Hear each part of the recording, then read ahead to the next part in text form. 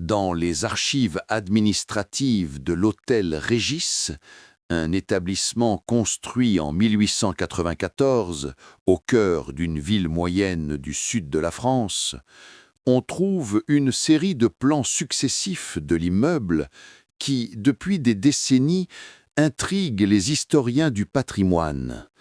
Sur la plupart des documents officiels, les étages sont parfaitement numérotés, les chambres réparties selon une logique architecturale classique, les couloirs symétriques, les escaliers bien indiqués. Mais dans 3 versions des plans, celles de 1901, 1923 et 1936, apparaît une pièce supplémentaire, située au 2e étage, portant le numéro 204, alors qu'elle n'existe pas dans les versions précédentes ni dans celles qui suivent. Ce phénomène, déjà étrange en soi, devint encore plus troublant lorsqu'un nouvel archiviste, Léonard Morel, chargé en 1938 de l'inventaire complet des documents de l'hôtel, découvrit que plusieurs registres de réservation faisaient également mention de cette même chambre. Des clients y avaient séjourné, l'avaient payé, certains avaient même laissé des commentaires écrits de leurs propres mains, décrivant l'espace comme calme, étonnamment silencieux, ou un peu à l'écart des autres chambres. Pourtant, ces témoignages contredisaient radicalement les descriptions officielles de l'hôtel, car aucune chambre 204 n'était visible dans le bâtiment actuel et aucun employé ne semblait se souvenir de son existence passée. Intrigué, Léonard entreprit d'interroger les anciens registres du personnel, espérant trouver une trace, même incertaine, d'une modification du plan. Mais là encore, les informations se contredisaient. Certains employés notaient, en 1902, des nettoyages effectués dans la chambre 204, tandis que d'autres, la même année, affirmaient que le couloir du 2e étage ne comportait que 10 chambres. Plus étrange encore, dans un registre de 1923, une femme de chambre mentionnait qu'un client avait oublié un parapluie dans la 204, alors qu'un rapport d'entretien rédigé quelques mois plus tard indiquait que la chambre 203 donne directement sur le mur porteur, ce qui rendait impossible la présence d'une chambre supplémentaire. Léonard, perplexe, commença à consulter les photographies des étages prises lors des rénovations successives, persuadé que l'une d'elles pourrait éclairer le mystère. Mais les clichés, soigneusement datés, ne montraient jamais la moindre trace d'une porte 204.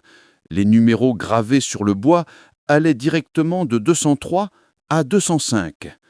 Pourtant, dans un album photographique datant de 1910, conservé par un collectionneur local, il trouva une image qui l'arrêta net.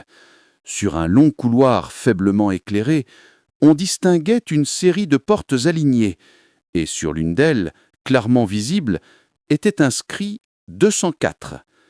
L'existence de cette photographie, incompatible avec les plans de l'époque, renforça la conviction de Léonard que la chambre 204 existait bel et bien à certains moments, puis disparaissait sans laisser de traces matérielles.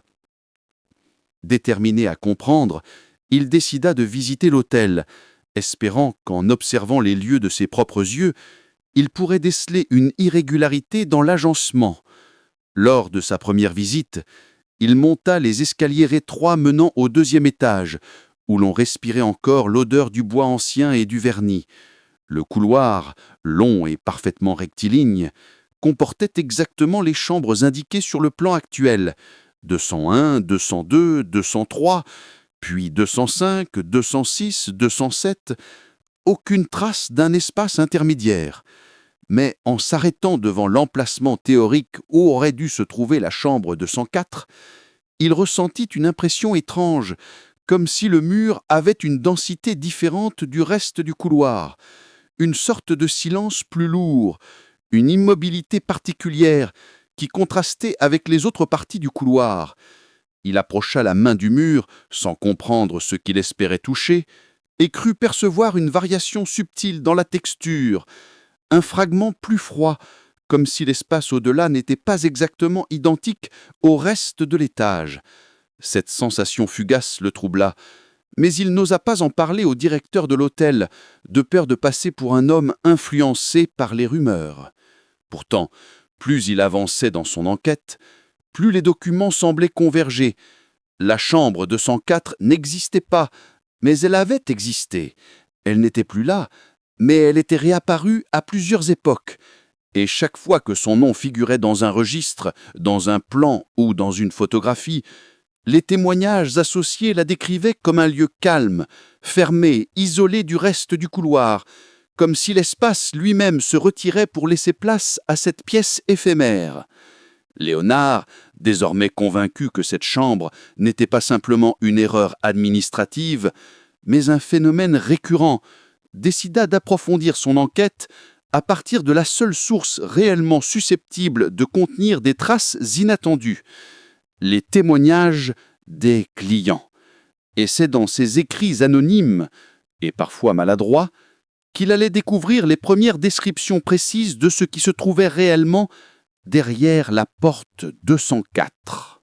En examinant les témoignages des clients consignés dans les registres de l'hôtel Régis entre 1901 et 1936, Léonard Morel constata d'abord qu'aucune mention explicite de la chambre 204 n'apparaissait dans les documents les plus récents, comme si la pièce avait progressivement cessé d'être utilisée ou même nommée.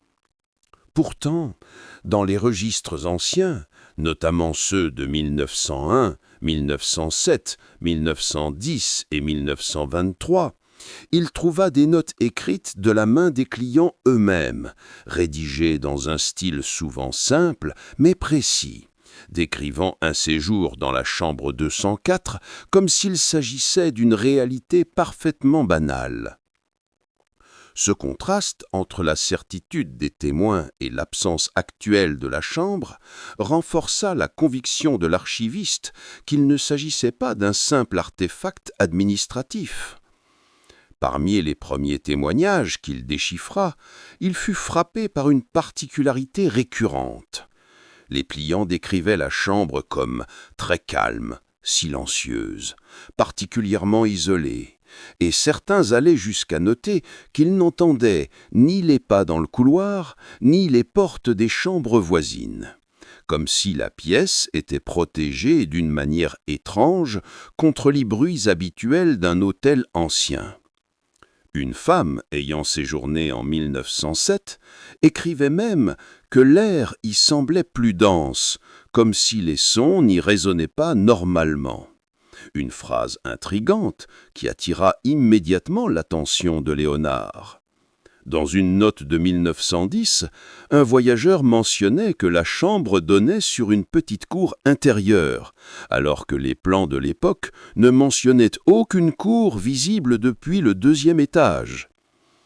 Plus troublant encore, ce même client indiquait que la fenêtre semblait un peu plus haute que dans les autres chambres et que lorsqu'il se penchait, il lui semblait que le sol de la cour était anormalement éloigné. Un autre témoignage, datant de 1923, mentionnait que la chambre 204 avait une odeur ancienne, presque poussiéreuse, mais agréable, comme si l'on entrait dans une pièce rarement utilisée. Et pourtant, le registre d'entretien de cette époque confirmait que la chambre 204 n'était jamais nettoyée, pour la simple raison qu'elle ne figurait pas sur la liste de travail du personnel. Comment concilier ces contradictions ? Léonard parcourut ensuite un document intéressant, un cahier de réclamation, dans lequel un voyageur, en 1923, affirmait avoir dormi d'un sommeil inhabituellement profond dans la chambre 204, au point de ne pas se réveiller lorsque l'hôtel avait subi cette nuit-là une coupure d'électricité et que plusieurs clients des autres étages étaient descendus demander de l'aide. Ce détail, qui pouvait sembler insignifiant, prit pour Léonard une dimension nouvelle. Pourquoi quelqu'un dormant dans une chambre supposée inexistante n'avait-il rien entendu alors que les autres clients s'étaient alarmés? Le témoignage le plus déroutant, toutefois, provenait d'un homme ayant séjourné en 1901. Sa note, rédigée d'une écriture appliquée, indiquait « Le couloir semblait plus long ce jour-là. J'ai eu l'impression de marcher plus loin que d'habitude pour atteindre la 204. » Cette remarque, que Léonard aurait pu attribuer à une impression subjective, prit un sens particulier lorsqu'il la compara à un autre témoignage datant de 1929, dans lequel une cliente écrivait « Le couloir m'a paru différent quand on m'a conduite à la 204. Je ne savais pas si c'était la lumière ou la disposition, mais quelque chose avait changé. » Ces deux phrases, séparées par presque 30 ans, évoquaient la même idée. L'accès à la chambre 204 semblait exiger un léger décalage dans la configuration du couloir, comme si l'espace se modifiait pour permettre l'existence de la chambre. Léonard, en relisant ces descriptions, sentit naître en lui une hypothèse audacieuse. Et si la chambre 204 n'était pas simplement absente des plans, mais absente physiquement, sauf à certains moments précis, moments où l'architecture elle-même se réorganisait subtilement pour l'intégrer. Pour étayer cette idée, il chercha des témoignages de clients ayant tenté d'y revenir. Il en trouva deux, tous deux datés de 1923. Dans le premier, un homme affirmait qu'après avoir passé une nuit reposante dans la 204, il avait demandé à conserver la même chambre pour une deuxième nuit, mais que le réceptionniste lui avait assuré qu'aucune chambre de ce numéro n'existait. Dans le second, une femme disait avoir essayé de retrouver la porte, mais que le couloir semblait différent le lendemain matin. Léonard comprit alors que le phénomène n'était pas limité aux documents. Il touchait l'expérience même des personnes qui l'avaient vécue. La chambre 204 semblait exister de manière intermittente, perceptible seulement à certains moments impossibles à prévoir, comme si elle se manifestait selon une logique propre, indépendante des plans, du personnel et même des habitudes spatiales de l'hôtel. Et plus l'archiviste avançait, plus un détail indétendu surgissait dans les témoignages. Aucun client ne décrivait la chambre comme éclairée par l'extérieur. Tous mentionnaient une lumière intérieure douce, tamisée, légèrement jaunâtre, sans jamais évoquer une fenêtre clairement visible. Ce contraste l'intrigua particulièrement, car il contredisait l'existence même d'une cour intérieure mentionnée par certains. Cette incohérence allait devenir centrale dans la suite de son enquête. Mais avant cela, Léonard décida de consulter les employés ayant travaillé longtemps dans l'hôtel, espérant qu'ils lui livreraient des souvenirs susceptibles d'éclairer ce mystère. Et c'est dans leur récit fragmentaire, hésitant et parfois contradictoire qu'il trouva la première mention de ce qui se trouvait réellement derrière la porte de la chambre 204 lorsqu'elle apparaissait. Lorsque Léonard Morel entreprit d'interroger les employés anciens de l'hôtel Régis, il s'attendait à des réponses vagues, des souvenirs imprécis, des impressions diluées par le temps. Mais ce qu'il rencontra n'était ni clair ni totalement incohérent. C'était une série de fragments, d'intuitions, de sensations confuses que les employés peinaient à exprimer, comme si la chambre 204 appartenait à une zone de mémoire difficile d'accès, un espace dont on se souvient sans pouvoir affirmer qu'il a réellement existé. La première personne qu'il interrogea fut un homme désormais âgé, ayant travaillé comme portier dans les années 1910, et qui, lorsqu'on lui mentionna le numéro 204, fronça les sourcils avec une lenteur étonnée, avant de répondre « Je crois avoir vu cette porte un soir, oui, mais je ne suis pas sûr. peut-être que je me trompe. » Lorsqu'il tenta de préciser son souvenir, il expliqua que le couloir lui paraissait alors un peu différent, comme si la perspective n'était pas la même que d'habitude. La deuxième employée rencontrée par Léonard, une femme ayant travaillé comme gouvernante dans les années 1920, affirma d'abord ne rien connaître de la chambre 204. Mais au moment où il lui montra une copie du plan de 1923, son visage changea légèrement et elle dit « Cette porte, je crois que je l'ai vue ouverte une seule fois. » Interrogée sur ce qu'elle avait aperçu à l'intérieur, elle répondit qu'elle se souvenait seulement d'une lumière très douce, comme filtrée, et d'un fauteuil clair près d'un mur, mais qu'elle n'aurait su dire si cela provenait d'un souvenir réel ou d'un rêve. Un autre employé, un homme robuste qui avait travaillé comme veilleur de nuit pendant plus de 30 ans, affirma quant à lui qu'il n'avait jamais vu de porte portant ce numéro, mais ajouta d'une voix hésitante « Il y avait des nuits où le couloir me semblait plus long que d'habitude. Je pensais que c'était la fatigue. » Ces témoignages, aussi fragmentés soient-ils, possédaient un étrange point commun.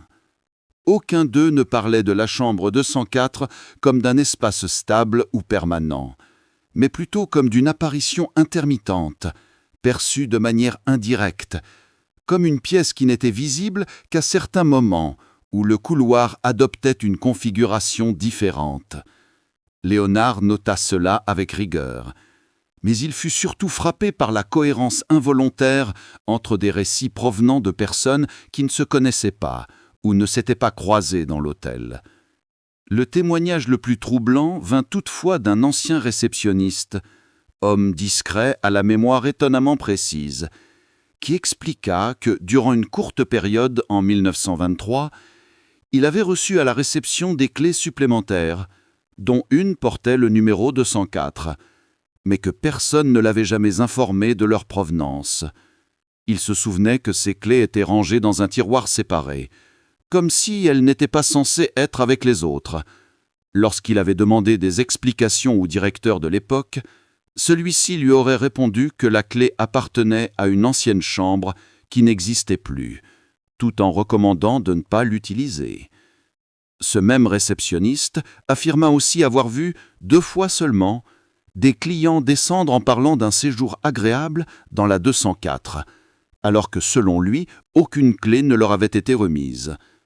Léonard, perplexe, l'interrogea sur l'apparence de ses clients, mais l'homme répondit seulement « Ils avaient l'air reposés, étonnamment reposés, comme s'ils avaient dormi longtemps. » Cette remarque, qui pouvait sembler anodine, fit naître dans l'esprit de l'archiviste une intuition nouvelle. Et si la chambre 204 n'était pas seulement un espace apparaissant et disparaissant, mais un espace où le temps était perçu différemment? Pour étayer cette idée, il décida d'examiner de plus près les témoignages écrits des clients. Il remarqua alors un détail qui lui avait échappé. Dans certains récits, les clients affirmaient avoir dormi d'une traite, sans rêve, sans bruit, sans interruption, comme s'ils avaient été coupés du monde extérieur. Un homme écrivait même qu'il avait eu l'impression de dormir dans un lieu qui n'était pas tout à fait un hôtel. Une phrase étrange qui revenait presque mot pour mot dans un autre témoignage datant de 12 ans plus tard. Lorsque Léonard tenta de déterminer la localisation exacte de la pièce sur les différents plans, il constata que l'espace correspondant à la 204, lorsqu'elle apparaissait, était systématiquement situé au même endroit, entre la 203 et la 205, mais légèrement en retrait, comme si la chambre nécessitait une modification subtile de la géométrie du couloir pour exister. Il en vint à considérer que la chambre 204 ne remplaçait pas une autre pièce, mais s'insérait temporairement dans un espace intermédiaire, un repli de l'architecture, invisible lorsqu'il n'était pas activé. Plus il avançait, plus cette idée prenait de forme. La chambre semblait apparaître lorsque certaines conditions étaient réunies, peut-être liées à la lumière, à l'heure, ou même à l'occupation de l'hôtel. À ce stade de son enquête, Léonard décida de revenir sur place, cette fois à une heure inhabituelle. Il se rendit à l'hôtel un soir d'automne, lorsque les clients dormaient et que les couloirs étaient plongés dans un silence absolu. Il monta jusqu'au 2e étage, et en arrivant devant l'emplacement où aurait dû se trouver la 204, il eut l'impression, si fugace qu'il douta immédiatement de lui-même, que le couloir semblait légèrement plus long que la veille. Il s'approcha du mur, posa la main sur la surface froide, et crut percevoir une vibration, un frémissement léger, presque imperceptible, comme si le mur abritait un espace derrière lui. Cette sensation, à peine réelle, disparut presque aussitôt. Mais en observant longtemps l'alignement des portes, il lui sembla que l'espace entre la 203 et la 205 n'avait plus tout à fait la même proportion. Il resta là plusieurs minutes, jusqu'à ce qu'un détail attire enfin son attention. L'ombre du luminaire du Saffelin, unique source de lumière, semblait se projeter légèrement différemment sur ce segment de mur, comme si la surface derrière elle n'offrait pas la même densité que le reste du couloir. Fut à cet instant précis qu'il comprit que l'accès à la chambre 204 n'était pas seulement lié à la volonté de ceux qui la cherchaient, mais à un moment où l'architecture elle-même décidait de la laisser apparaître. Il nota cela dans son carnet, et puis quitta l'hôtel avec l'étrange conviction que la chambre reviendrait, tôt ou tard. Au cours des semaines qui suivirent sa visite nocturne, Léonard Morel se rendit régulièrement à l'hôtel Régis, toujours à des heures différentes, espérant surprendre un changement dans la configuration du 2e étage, un signe, même infime, que la chambre 204 pouvait réapparaître.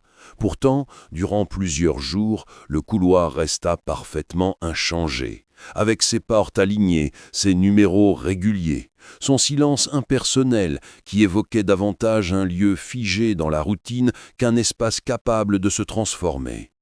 Mais plus Léonard observait, plus il devinait dans l'architecture une tension discrète, une sorte de potentiel latent, comme si le couloir lui-même retenait quelque chose, un agencement possible mais non actualisé.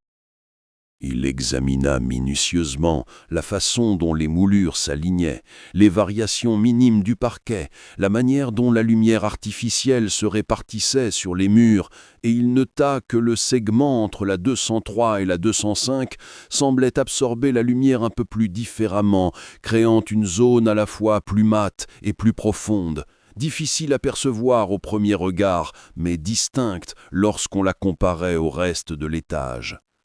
Un matin, après avoir passé presque 1 heure à observer cette portion du couloir, il remarqua un autre détail. Le son de ses pas semblait légèrement étouffé à cet endroit, comme s'il marchait sur un matériau différent ou sur un sol dont la profondeur ne correspondait pas à celle du reste de l'étage. Cette observation, presque imperceptible, renforça son intuition que l'espace situé derrière le mur n'était pas aussi plein qu'il le devrait. Convaincu qu'il fallait chercher ailleurs, il retourna dans les archives de la ville et trouva un dossier datant de 1901, année où la chambre 204 était apparue pour la première fois sur les plans modifiés. Dans ce dossier figurait une série de lettres échangées entre le propriétaire de l'époque et un architecte local qui évoquait des modifications temporaires du 2e étage destinées à accueillir une pièce supplémentaire pour des raisons de commodité, sans que l'on sache exactement ce que cela signifiait. Mais une phrase retint particulièrement l'attention de Léonard. L'architecte écrivait que la pièce ne devait être utilisée que dans des circonstances particulières et qu'il lui paraissait curieux que l'on demande à intégrer une chambre dans un espace qui n'était pas prévu pour cela. Cette mention, volontairement vague, semblait confirmer que même à l'époque, la 204 n'était pas une chambre comme les autres. En fouillant davantage, il découvrit un rapport d'inspection réalisé en 1923, l'une des années où la chambre apparaissait également sur les plans. Le rapport indiquait que l'étage semblait présenter une anomalie structurelle, à l'emplacement exact correspondant à la 204, une anomalie que l'inspecteur ne parvenait pas à expliquer et qu'il attribuait à une irrégularité ancienne dans la construction. Cependant, ce même rapport notait que les mesures réalisées dans le couloir ne concordaient pas avec les dimensions qui auraient dû correspondre aux plans officiels, comme si un espace supplémentaire d'environ 2 mètres existait entre les chambres 203 et 205, sans pour autant apparaître visiblement dans l'architecture. Cette information troubla profondément Léonard. Si l'espace existait réellement, pourquoi était-il inaccessible? Pourquoi ne formait-il pas une chambre permanente? Il chercha à comprendre si certains clients avaient signalé des bruits, des courants d'air, des sensations étranges provenant de cette zone. Il trouva alors une lettre écrite en 1910 par un homme séjournant dans la chambre 203 qui affirmait avoir entendu une nuit un bruit de pas venant du mur, comme si quelqu'un marchait lentement de l'autre côté dans un espace qui ne devait pas exister. Une autre lettre, datant de 1929, évoquait une faible odeur de cire jaune provenant de la même portion du mur, bien que personne ne travaillait dans le couloir à cette heure-là. Ces remarques, isolées mais cohérentes, renforcèrent l'idée que la chambre 204 n'était pas simplement un espace intermittent, mais une pièce qui, lorsqu'elle n'était pas visible, continuait d'exister autrement, comme un lieu suspendu entre la présence et l'absence. Déterminé à aller plus loin, Léonard entreprit d'examiner tous les registres de clients mentionnant des objets oubliés. Il remarqua alors que 3 fois, en 1907, 1910 et 1923, un parapluie avait été retrouvé dans la chambre 204, alors que le personnel assurait ne jamais avoir pénétré dans cette pièce. Comment ces objets avaient-ils été déposés là? Par qui avaient-ils été récupérés? Pourquoi les registres indiquaient-ils leur localisation précise, alors que la chambre ne figurait sur aucun plan officiel ces années-là? En étudiant les décorations mentionnées par les rares clients qui avaient décrit l'intérieur de la pièce, il trouva un autre motif intéressant. Tous parlaient d'un fauteuil clair, d'une table basse ronde, d'un tapis au motif géométrique discret et d'un papier peint d'une teinte pâle. Or, aucun inventaire du mobilier de l'hôtel n'indiquait l'existence de tels objets. Léonard commença à se demander si la chambre 204, lorsqu'elle apparaissait, n'était pas meublée d'éléments qui ne provenaient pas du stock de l'hôtel. Cette idée, bien que déroutante, s'inscrivait dans une logique troublante. La pièce semblait posséder une existence autonome, comme si elle appartenait à une version alternative du bâtiment, un état transitoire que seule une configuration particulière du temps ou de l'espace permettait de rendre visible. Un soir, après avoir longuement pensé à tout cela, il décida de retourner à l'hôtel une fois de plus, mais cette fois en restant discret, observant le couloir depuis l'escalier sans s'approcher directement. Il attendit ainsi longtemps, jusqu'à ce que le silence du bâtiment devienne presque palpable. Et alors que minuit approchait, il lui sembla que l'air entre les portes 203 et 205 vibrait légèrement, comme si l'espace hésitait entre 2 états. Il ne vit rien apparaître, aucune porte nouvelle, aucune transformation spectaculaire, seulement un changement subtil dans la densité du silence. Pourtant, il sut à cet instant que la chambre 204 n'était pas loin de réapparaître, et que lorsqu'elle le ferait, il serait prêt à entrer. Dans les jours qui suivirent cette nuit où il crut percevoir une vibration subtile dans l'air du couloir, Léonard Morel se sentit envahi par une forme de certitude calme, presque méthodique. La chambre 204 ne réapparaîtrait pas par hasard, et il fallait comprendre le motif de ces manifestations avant d'espérer l'apercevoir réellement. Il décida alors de dresser une chronologie complète de toutes les dates où la chambre avait été mentionnée, dans les plans, les registres, les témoignages ou les lettres, et constata rapidement un détail troublant. Les apparitions semblaient coïncider non pas avec des travaux, des rénovations ou des changements administratifs, mais avec des périodes où l'hôtel était faiblement occupé, souvent au cœur de l'automne ou à la fin de l'hiver, lorsque les couloirs étaient silencieux et que peu de clients circulaient dans les étages. Cette observation, encore imprécise, prit une dimension nouvelle, lorsqu'il remarqua que la chambre apparaissait toujours dans des moments précis du cycle journalier. Les témoignages de clients mentionnaient souvent un accès en soirée tardive, voire au milieu de la nuit, comme si l'espace se révélait lorsque le bâtiment atteignait un niveau particulier de calme ou d'immobilité. Cette idée de rythme, d'alternance entre présence et absence, lui rappela des descriptions associées à certains lieux anciens, où l'architecture semblait changer subtilement en fonction de la lumière, de la température ou du silence. Il décida donc de revenir à l'hôtel non plus seulement la nuit, mais aussi à des heures inhabituelles, notamment entre 4 et 5 heures du matin, moment où le bâtiment était le plus silencieux. Lors de sa première visite à cette heure-là, il monta l'escalier avec précaution, comme si le moindre bruit pouvait perturber une configuration fragile de l'espace, et lorsqu'il arriva au palier du 2e étage, il eut l'impression que la lumière du couloir, pourtant toujours la même ampoule jaunâtre, semblait légèrement plus faible, comme absorbée par quelque chose d'invisible. Il s'avança lentement vers l'emplacement habituel, observant chaque détail, la couleur du mur, l'ombre projetée par le luminaire, l'espacement des moulures. Rien ne semblait avoir changé, mais un silence particulier s'imposa à lui, un silence qui n'était pas simplement l'absence de bruit, mais une forme de suspension, comme si l'air même attendait quelque chose. Il resta ainsi plusieurs minutes, immobile, concentré sur la moindre variation, mais la chambre ne se manifesta pas. Pourtant, lorsqu'il retourna aux archives le lendemain, il continua à examiner les documents, convaincu qu'une logique plus profonde se cachait derrière ces apparitions intermittentes. Ce fut alors qu'il découvrit, dans un registre de 1907, un détail qu'il n'avait pas remarqué.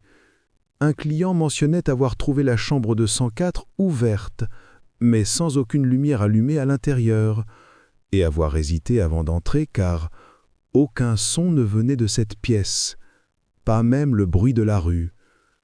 La mention de l'absence totale de son résonna profondément en lui, car plusieurs clients avaient décrit la chambre comme anormalement silencieuse, au point que ce silence semblait avoir une densité propre, presque physique. Cette récurrence l'amena à formuler une hypothèse. La chambre 204 n'apparaissait peut-être que lorsque le silence du couloir atteignait un seuil particulier, une sorte d'équilibre acoustique permettant à l'espace de se reconfigurer.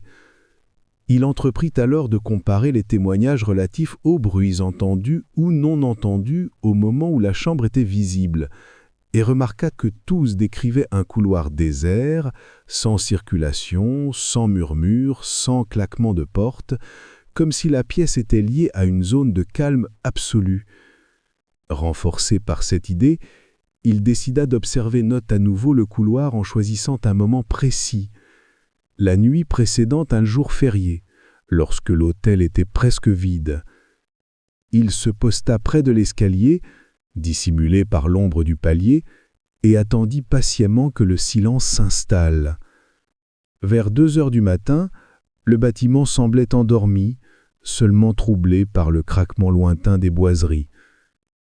Il avança prudemment vers le mur et, à mesure qu'il approchait, il sentit une sensation nouvelle, très légère mais distincte, comme si l'espace devant lui devenait plus profond, comme si les limites matérielles du couloir perdaient un instant leur rigidité. Il s'arrêta, retenant presque son brouette, et c'est alors qu'il distingua quelque chose qu'il n'avait encore jamais vu, une ligne fine, verticale, à peine perceptible, se dessiner sur le mur, exactement à l'emplacement où aurait dû se trouver l'embrasure de la porte 204. Il s'avança encore d'un pas et comprit que ce n'était pas une ombre. La ligne avait la texture d'une fente extrêmement étroite, comme si le mur était en train de se séparer lentement en deux. Il resta figé, observant la manière dont la fente semblait se dilater par à-coups, très légèrement, presque imperceptiblement, comme si une porte invisible luttait contre une résistance silencieuse. Puis, soudain, tout s'arrêta. La fente disparut. Le mur retrouva son apparence lisse, uniforme, comme si rien ne s'était produit. Léonard sentit son cœur battre plus vite, non pas par peur, mais par la certitude qu'il venait d'assister à l'une des phases d'apparition de la chambre 204. Il resta encore quelques minutes, espérant que la transformation reprendrait, mais rien ne se produisit. Rentrant chez lui peu avant la aube, il nota longuement ses observations, prenant conscience que la chambre n'apparaissait pas instantanément, mais semblait exiger une transition, un mouvement infime du mur, comme si l'espace se réorganisait lentement. Fort de cette découverte, il décida qu'il devait être présent au moment exact où la transformation aboutirait, convaincu que la porte finirait par s'ouvrir entièrement si les conditions étaient réunies. Ce qu'il ignorait encore, c'est que les prochains indices qu'il trouverait dans les archives allaient modifier profondément sa compréhension de ce que la chambre 204 représentait réellement. Non seulement un espace intermittent, mais peut-être un lieu qui ne devrait pas exister, de manière ordinaire. Après avoir observé la fine ouverture apparaître sur le mur comme une respiration de l'architecture, Léonard Morel comprit qu'il se trouvait à la frontière d'une découverte qui dépassait la simple anomalie d'un plan d'hôtel. Il avait remarqué un mouvement, un changement matériel, si discret qu'il aurait pu le croire imaginaire, mais suffisamment réel pour affirmer que la chambre 204 n'était pas un souvenir collectif, ni une erreur cartographique, mais un espace intermittent, en attente d'une condition précise. Animé par cette certitude nouvelle, il décida de reprendre l'intégralité des archives une dernière fois, cherchant non plus des témoignages séparés, mais des motifs, des correspondances, des récurrences qu'il n'avait pas encore discernées. Au fil de cette relecture, il fut frappé par un détail qu'il avait négligé. Dans presque tous les témoignages de clients ayant séjourné dans la 204, la description de l'intérieur de la pièce était étonnamment cohérente. Toujours un fauteuil clair, une petite table ronde, un tapis discret, un mur pâle. Ces éléments ne figuraient jamais dans les inventaires du mobilier de l'hôtel, comme si la chambre possédait son propre décor, indépendant du reste du bâtiment. Léonard chercha alors à déterminer si ce mobilier avait un équivalent dans le style de différentes époques, mais il ne trouva aucune correspondance. Les descriptions semblaient désigner un ensemble qui n'appartenait à aucune décennie précise, ni au goût de 1900, ni à celui de 1920, ni à celui de 1930. Cette absence de repères temporels le frappa profondément. La chambre 204, lorsqu'elle apparaissait, ne ressemblait pas à une pièce ancestrale ou rénovée, mais à un espace d'autre nature, un lieu en marge de la chronologie, comme si elle existait hors du temps ordinaire. Cherchant un indice supplémentaire, il examina les registres d'objets oubliés et remarqua que les 3 parapluies associés à la chambre avaient tous été retrouvés contre le mur gauche, près d'une petite table, détail précis que personne n'aurait dû pouvoir vérifier, puisque la chambre n'existait pas officiellement ces années-là. Cette constance renforçait une idée qu'il n'avait cessé de repousser. La chambre 204 était stable lorsqu'elle apparaissait, mais ses apparitions, elles, étaient instables, comme si l'espace possédait une structure propre mais n'avait pas d'attache fixe dans l'architecture du bâtiment. À mesure qu'il rassemblait ces indices, Léonard nota un autre détail subtil. Les rares clients qui avaient séjourné dans la 204 semblaient tous décrire une expérience de sommeil particulière, un sommeil profond, sans rêve, d'une densité presque inhabituelle, comme si l'espace de la chambre possédait une influence sur leur perception. Cette remarque, d'abord anodine, devint plus troublante lorsqu'il réalisa que plusieurs de ses clients avaient quitté l'hôtel le lendemain, avec une sensation étrange, difficile à exprimer, décrivant un réveil trop silencieux, trop immobile, ou encore comme si le bruit du monde avait mis un peu de temps à revenir. Ces formulations vagues mais cohérentes suggéraient que la chambre n'était pas seulement un espace physique intermittent, mais un lieu où la perception semblait suspendue. Convaincu qu'il devait observer l'espace davantage, Léonard retourna à l'hôtel encore une fois, choisissant une nuit d'hiver où l'établissement était presque vide. Il arriva cette fois avant minuit, décidé de ne pas manquer la moindre modification. Durant la première heure, rien ne se produisit, mais peu à peu, le silence du couloir prit une qualité particulière, une épaisseur presque palpable, comme si le son lui-même se retirait. Il marcha lentement vers l'emplacement de la chambre, le cœur étrangement calme, et c'est alors qu'il vit ce qu'il attendait depuis des semaines. Une ligne verticale, fine, apparut à nouveau sur le mur, plus nette que la dernière fois, puis, progressivement, la ligne s'élargit, les contours devinrent plus visibles, et une porte se dessina lentement, comme si le mur se modifiait depuis l'intérieur. Léonard resta immobile, hypnotisé par cette transformation silencieuse. La surface du mur semblait respirer, s'ajuster, puis la porte devint complète, une porte parfaitement ordinaire, portant le numéro 204, exactement comme dans les registres anciens. Il sentit un frisson le parcourir le corps, non pas de peur, mais d'une certitude profonde. Il devait entrer. Il tendit la main et toucha la poignée, qui était tiède, comme si la pièce avait été habitée peu de temps auparavant. Il appuya doucement, et la porte s'ouvrit sans résistance, révélant un espace éclairé par une lumière douce, stable, étrangement neutre. À l'intérieur, il vit le fauteuil clair décrit par tant de clients, la table ronde, le tapis discret et un mur pâle au motif presque imperceptible. Tout semblait calme, immobile, comme si la chambre attendait depuis longtemps. Il entra lentement, observant chaque détail avec une précision presque douloureuse, puis referma la porte derrière lui. Le silence dans la pièce était d'une qualité différente, plus dense encore que dans le couloir, comme si le monde extérieur s'était éloigné. Il fit quelques pas, remarqua que l'air était légèrement plus chaud que dans l'hôtel, et s'arrêta devant la fenêtre. Non pas une véritable fenêtre donnant sur la ville, mais une ouverture qui semblait éclairer sans source identifiable. Il ressentit alors une sensation étrange, une impression d'équilibre parfait, comme si un point invisible se retirait lentement de lui. Il resta ainsi plusieurs minutes, absorbé par cette atmosphère hors du temps, jusqu'à ce qu'il entende un léger claquement derrière lui. Se retournant brusquement, il vit que la porte était désormais fermée. Non pas simplement close, mais parfaitement intégrée au mur, sans poignée, sans contour, comme si elle avait cessé d'être une porte. Il resta figé, incapable de dire si l'espace avait changé ou si son regard venait de percevoir quelque chose qu'il n'avait encore pas compris.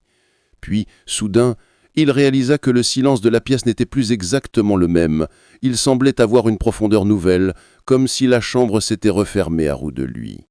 Il s'approcha du mur où se trouvait la porte, posa la main sur la surface lisse et comprit alors avec une lucidité calme mais implacable que la chambre 204 n'était pas seulement un lieu qui apparaissait dans l'hôtel, mais un espace séparé, atténant, venu se superposer intermittemment, un lieu qui n'obéissait pas aux règles ordinaires de l'architecture. Lorsqu'on retrouva plus tard le carnet de notes de Léonard, posé sur la table ronde, il contenait une seule phrase, écrite d'une main étonnamment stable. « Elle n'est jamais absente, seulement ailleurs ». C'est le dernier document connu mentionnant la chambre 204, dont l'existence continue aujourd'hui d'apparaître sporadiquement dans les témoignages de visiteurs affirmant avoir aperçu, dans un couloir parfaitement ordinaire, une porte qui n'y était pas la veille.